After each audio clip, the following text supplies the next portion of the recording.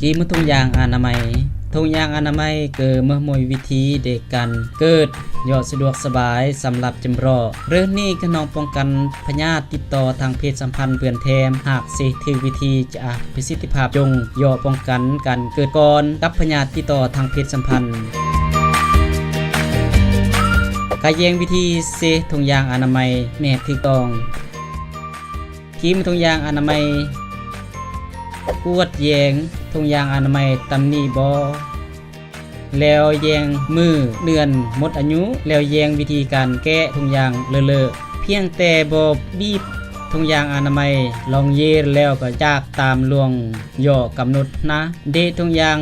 เลียนแล้วก็กวดแยงเราตำหนิบ่วิธีเซมีกำปงทุงยางแล้วก็เซเลย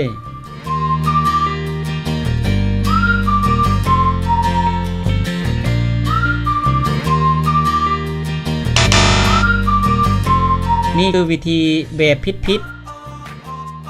เพียงแต่ปีดเดะลงตัวทุงยางอนามัยกับตานอก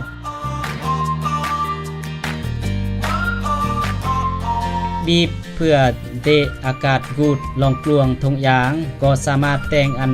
ทุงยางตันลาเพื่อนแต่งเหมือนมังมีบทุงยาง